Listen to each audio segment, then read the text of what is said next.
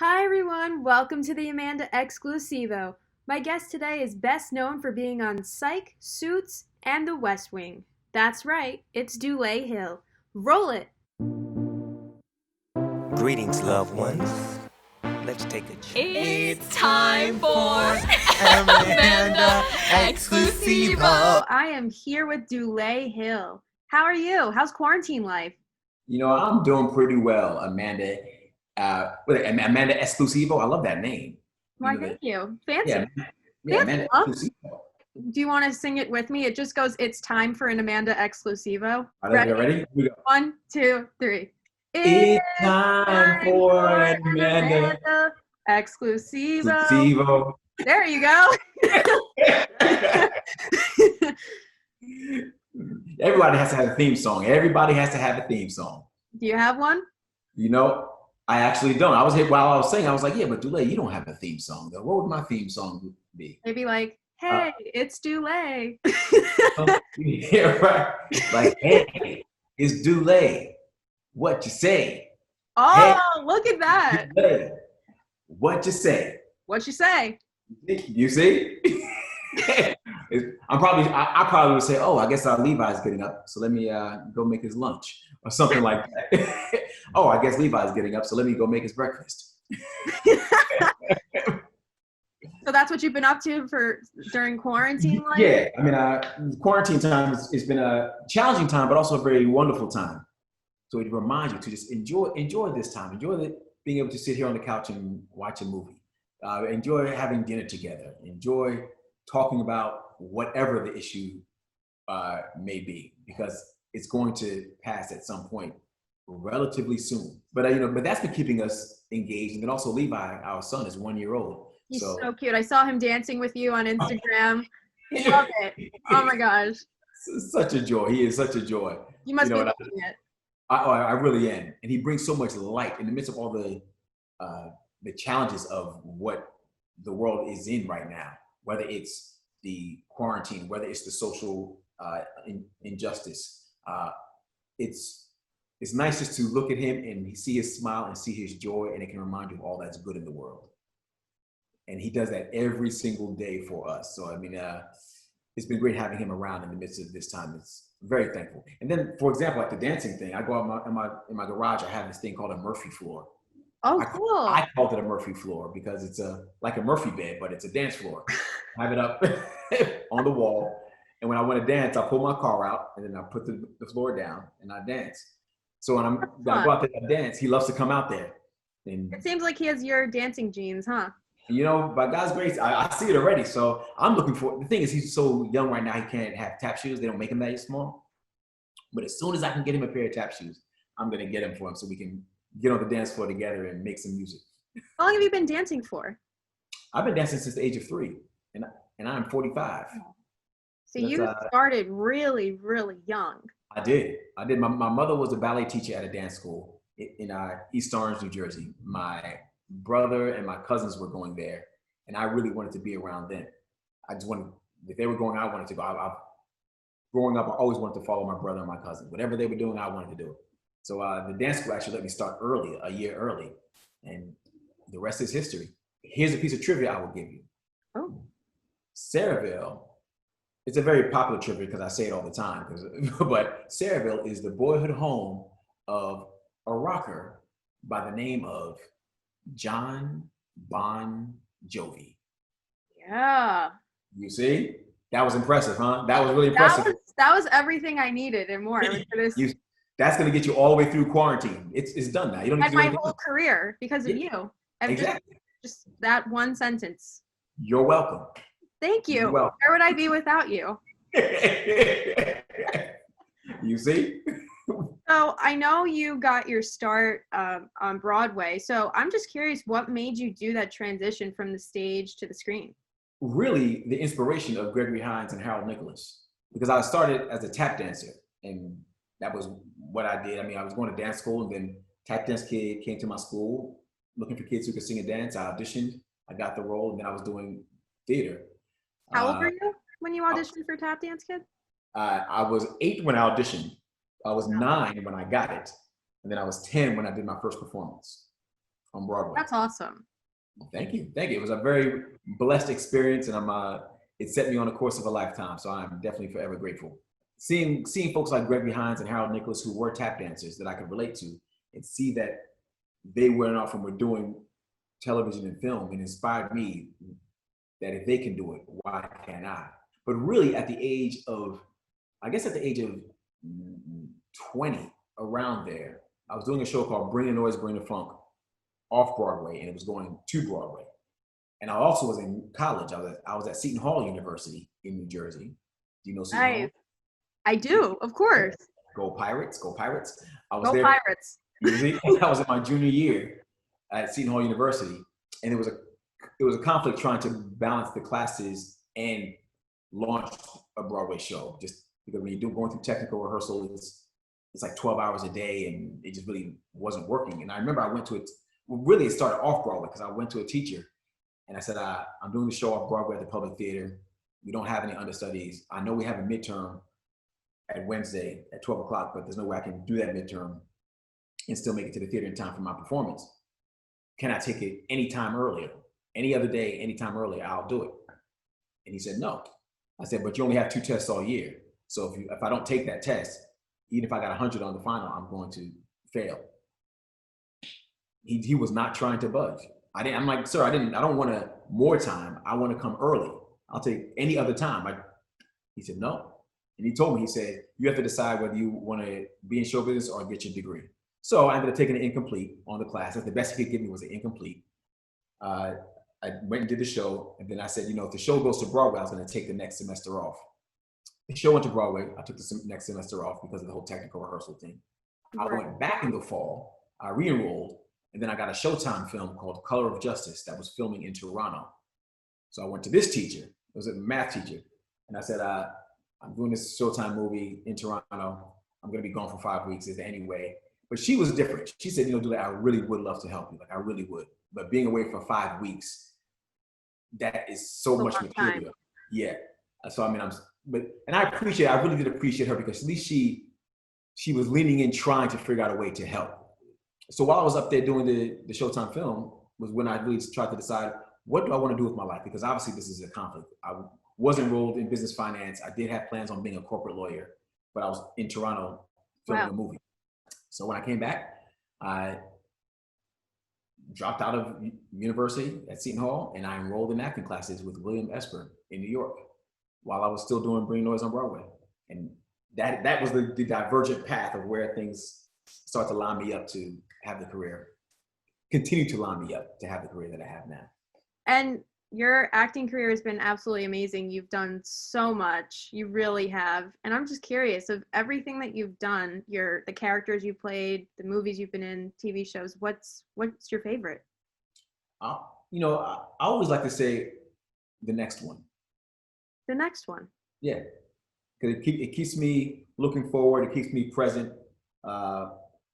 I appreciate everything that I've been able to do up to this point, but that's yesterday. So I don't want to keep looking back on, that was. It's like, no, there's something, if God was able to provide that magnificent role, he's able to provide another magnificent role.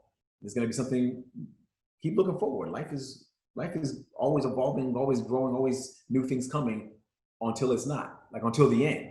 And at the end, then I would look back and say, yes, that was a life well lived. Those were wonderful roles. If I put it in line of your question, those are all wonderful roles that hopefully have entertained people, brought joy, challenged people, made them laugh, made them escape, made them lean in, all those kind of things. You have a lot of things to look forward to now. Psych 2 is coming out soon. Yes. That is awesome. You must be so excited for everybody to see it. What can we expect? With Psych 2, you can expect more laughs, more fun, all the Psych craziness. But even more so, I guess it'll be a lot of Lassie. There'll be a lot of Tim Amundsen showing up. And because Tim wasn't able to really be in the first one, this movie is really about Tim Amundsen and his return to the Psych family. And it's a glorious return. He does a phenomenal job with his performance in the midst of his recovery. I think it'll be inspiring for people to see that whatever you go through, you can still keep pressing forward. I mean, we weren't sure at one point leading up to the first Psych movie, whether Tim was even going to make it or not. whether he was still going to even be here with us. I mean, he had a stroke. I don't know if people know, but he had a stroke right before we were getting ready to start filming the first movie. Oh my gosh. Yes, and so it rocked our whole boat. We had to go and rework the first script to try to make it work with Tim having a very limited role in it. And then filming it, we had fun, but it wasn't the same because one of our brothers wasn't there. It just wasn't the same. So now as he started his process of recovery, he's been so inspirational, just step by step. I mean, growing, getting stronger, returning to the fullness of himself. We were able to do the second Psych movie. And this Psych movie is really all about Tim and seeing the strides that he has made from stroke till then. I wouldn't say from stroke till now because we filmed this movie about a year ago. So from stroke till then. And but people are gonna love it. They're gonna love seeing him back on screen, seeing Sean and Gus, seeing Juliet. We have Joel McHale joins us. We have Kadeem Hardison. We have Richard Schiff. We have who else? Big cast. Yeah, we have Sarah Chalk from Scrubs. She joins us. Oh, cool. Yeah, my wife Jasmine Simon. She returns as Sailor Nay. Yes, we have a lot of fun people. And you've worked with so many people. Do you have any favorites that you've worked with? Probably my touch with. Well, my favorites one would be Gregory Hines because he's been a huge inspiration for me just as an artist on this whole journey. I always say that I'm dancing in his shadow. That's what I always say. What his career was is what I strive to be able to sing with the best of them, act with the best of them, and dance with the best of them, and to do it consistently. That's what Gregory did. And Harold Nicholas, who of the legendary Nicholas brothers, he was the same way. So they are my definite people that I've been thankful to have known and worked with, in years past, because they inspired me to even go on this journey. And as my career has grown, top of the list is Martin Sheen. Wow. Martin Sheen, no, he's an icon. Yeah. Yeah, because his spirit. I remember I did a teen movie before I did West Wing. So I was in that teen movie world. There was a movie called She's All That. And I have seen that. Let me tell you, I love that movie. Oh, dig it. Of course. I'm one of the chick flick girls, so gotta watch it. But don't worry, I've seen Holes too. It's okay. Oh, okay. I enjoyed working with Patricia too. I really enjoyed working with Patricia Arquette. We had a blast. I loved working with Patricia.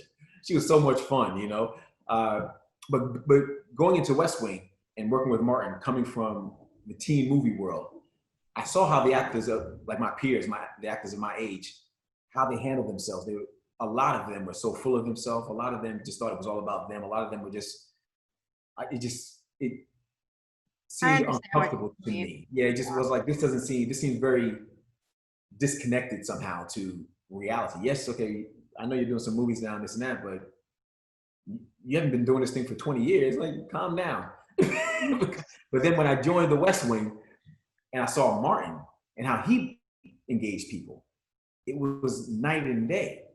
I saw his humanity. I saw how he really appreciated everyone who he came across. I saw how he made sure that everyone was treated fairly and equally, and love was extended to everybody. He didn't play any games when it came to try to be condescending to somebody or treat like even the background different. He wasn't having that. So I was attracted to that. I said, that is the type of person I want to be in this business. I don't want to be like a lot of these teen actors. I want to be, well, they weren't teens at the time, teen movie actors. But I want to be more like this. And Martin has worked with him, those 7 years on the West Wing, I think has influenced me the most in terms of how I try to be as a person who has been blessed to have a wonderful acting career. That's amazing. You really have worked with so many people and you've played so many characters. So I'm just naming a few. So between Gus, Alex, and oh my gosh, there's just so many that you've played. Who are you most similar to? Your personality? Ooh. I know. There's a part of me that is Gus. I think there's a part of me of Alex, because there's a part of me that doesn't like to, take any shit. Sorry for but it's just like, hold on. And he's gonna stand own my space. Right. I'm not gonna let people run all over me and this and that. So there's a little bit of everything from what you've done so far in you. Yeah, and Charlie too. I think there's a part of Charlie from the West Wing that is a part of me too. I think there's a innocence in him that strives for goodness. That I think I have some of that inside of me, where I'm always leaning into trying to do the right thing and trying to be the best person I can be. I'm not always the best person I can be, and I don't always do the right thing, but I'm always trying to and leaning into that. Yeah. And I also know that you sing. So you do. I don't know if you've heard, but I sing a mean theme song. I really do. I sing a mean theme song. I know, and you debuted it here, and I'm honored that I am the chosen one. You see, you and Bon Jovi coming together. Exactly. I can sing. I started as a singer in the tap dance kid. I had to act, sing, and dance at 10 years old. So I've been singing throughout my career. There was a time where I kind of stepped away from it for a long time, just because television started to come around. And I was doing more of that. And in the last few years, say starting from 2013, I started to lean back into it some more. I did a musical on Broadway called After Midnight and had to sing there. And then last year, I did a musical out here in LA at the Geffen Playhouse called cool. Lights Out Nat King Cole. So I played Nat King Cole and had to sing. That's awesome. What was that like? It was a joy because I love the material. Patricia McGregor and Coleman Domingo. Coleman is from Fear of the Walking Dead. They co-wrote this piece that was really, really powerful. It deconstructed an icon. It looked at Nat King Cole being the first African-American to have his own variety show on network television and what he was going through during that time, and took his journey and applied it to where we are today. And I think that anytime you can look back on the icons and get some core value from them and apply it to where you are, I think that's always a powerful piece of theater. And they did a great job with that. It was a little nerve-wracking having to sing Nat King Cole because it's such a specific tone, a specific voice, that if you're not in the ballpark, people will know it very quickly and you'll lose them from the beginning. And so that was a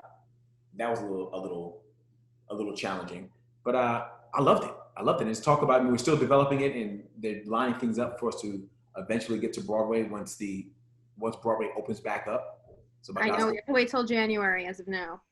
Yeah, and we still would be further down the line than that. So hopefully we can keep going down that road, and hopefully you can come to New York. I'd love to see you. So back on the Broadway stage, I would love it. You got a fan in me. Here I am. There it is. Amanda Exclusivo. There I am. I'll stand up and, bow to everybody. But yeah, so I love singing though. I mean, here's the thing though.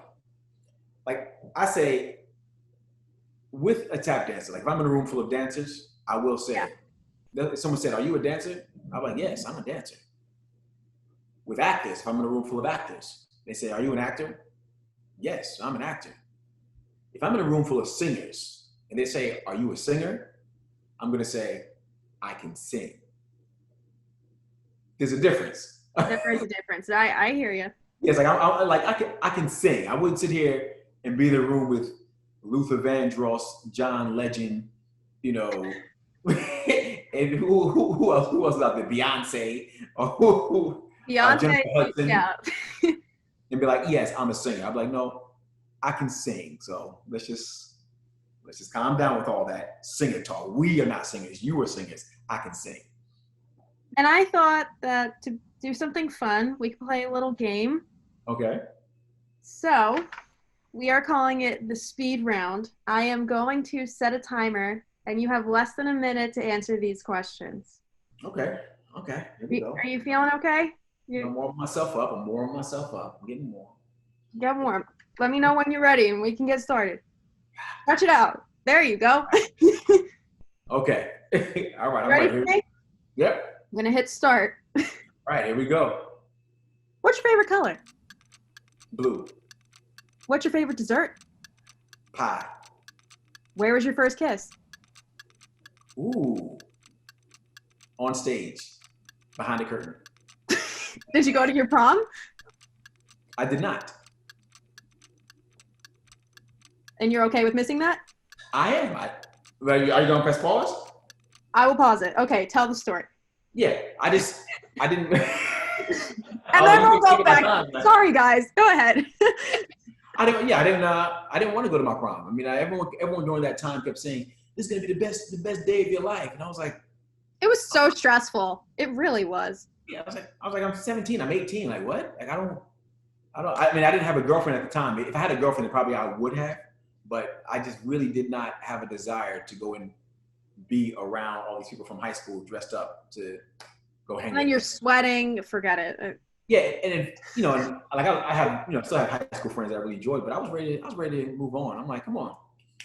It's time to go to college, y'all. Bye, guys. Never again.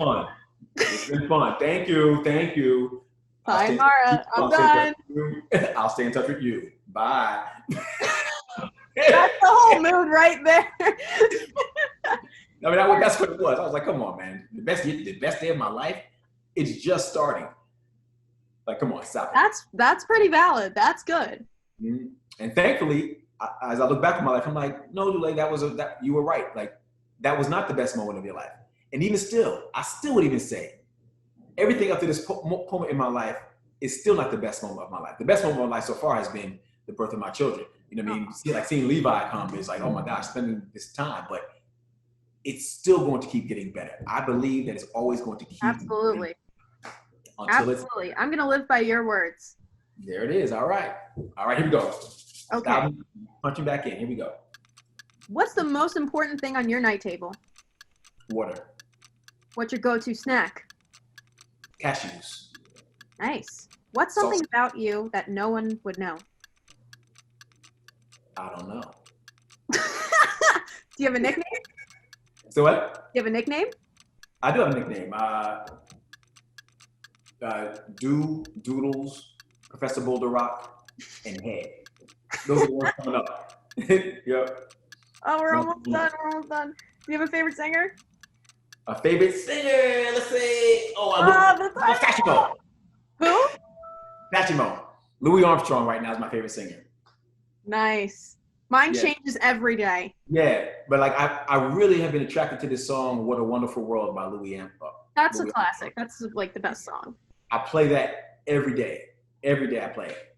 I had more for you in case we were still on time, but oh, see? But there was one thing I wanted to ask you. I don't know if you noticed, but can you find the pineapple?